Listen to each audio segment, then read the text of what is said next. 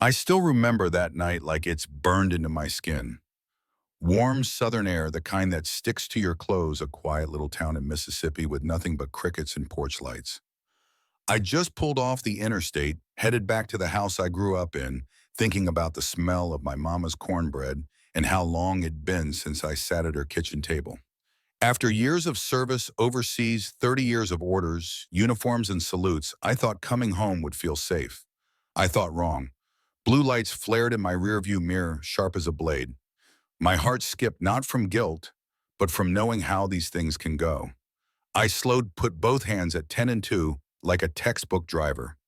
The gravel under my tires crunched as I eased over.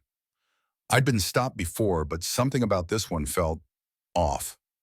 The patrol car door swung open, heavy boots on loose stones.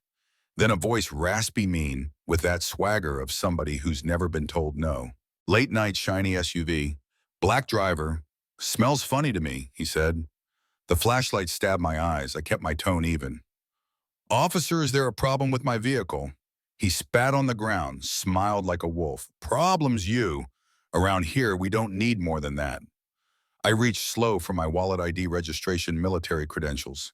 I even flicked on my interior lights so he could see my hands.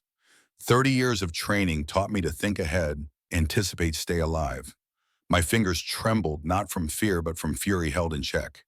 He yanked my papers, let out a loud laugh. Major General, you think that makes you special? Then he slapped the card out of my hand, plastic cracking against asphalt.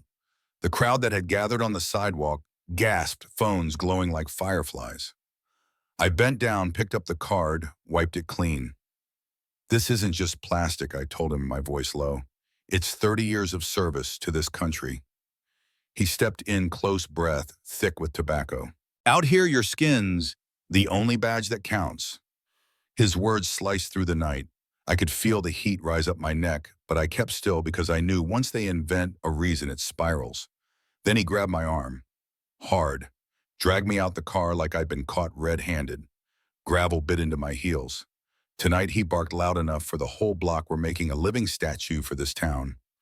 He shoved me toward a big old oak tree, its bark rough and gnarled, the kind of tree folks used to carve their names into. But tonight it felt like a stage for something uglier. One of his deputies tossed a rope at his feet. Another jeered, tie her up so she knows her place. Children cried behind their parents. He spun the rope like a lasso, eyes shining under the patrol car headlights. I closed my eyes for a moment, breathed deep, and then stared straight at him. No plea, no trembling, just a stare. That threw him for half a second, but he cinched the rope tighter anyway. My back pressed into the bark, coarse and biting. The rope dug into my wrists.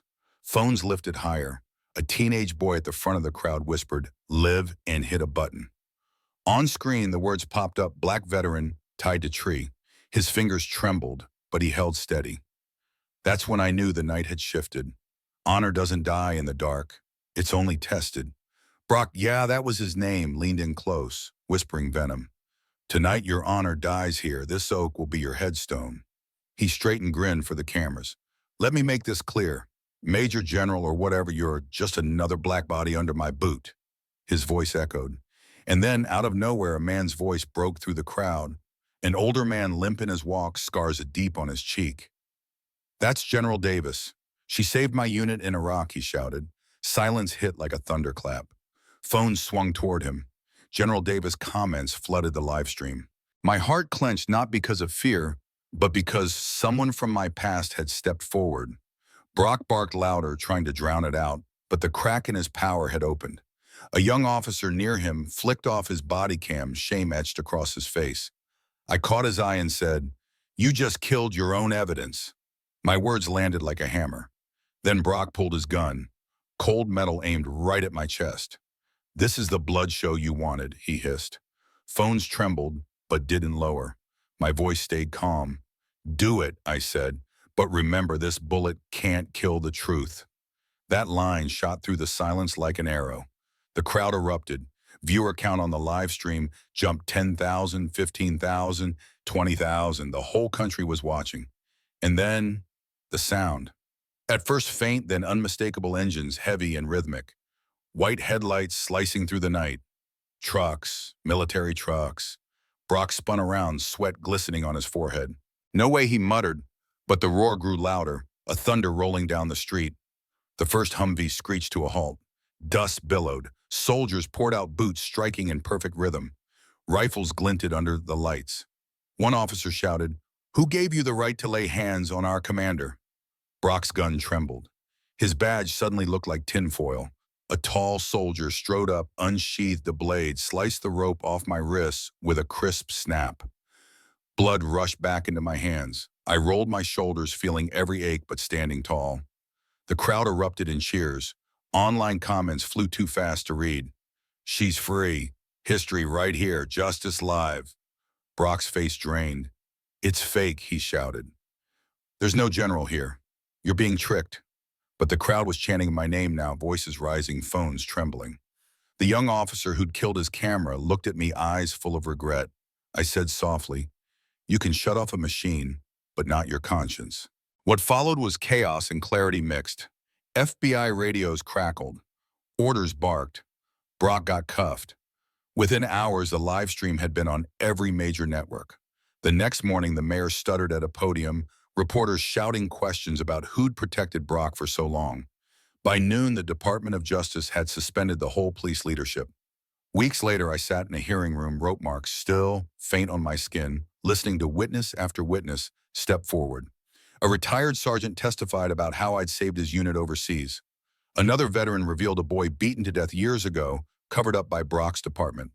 Then a hacker dropped the full body cam footage, unedited, every slur, every threat, every order to turn off the camera. Technicians confirmed it was authentic.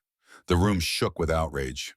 Brock sat at the table, sweat soaking his collar, trying to laugh it off, calling everyone liars, then snapping, "They were trash.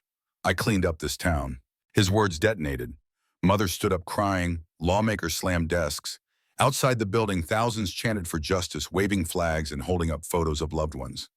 The screen behind the dais played his gun, pointed at my chest, his voice sneering, "A flag is just cloth." That image alone stripped every excuse bare. I didn't have to say much. The evidence spoke louder than me. But when they asked for a closing statement, I stood, straightened my back, and looked right at him. "You can humiliate me, but you humiliated the uniform. You humiliated the country you swore to serve. And tonight, millions saw it. The gavels came down. The investigation turned into indictments. The tide of silence broke. And somewhere in the noise, I felt a strange quiet. Not peace exactly, but a shift, like the air after a storm. Sometimes I wonder how it will all play out. Will he be convicted? Will reform stick? Or will folks just move on to the next outrage? I don't know.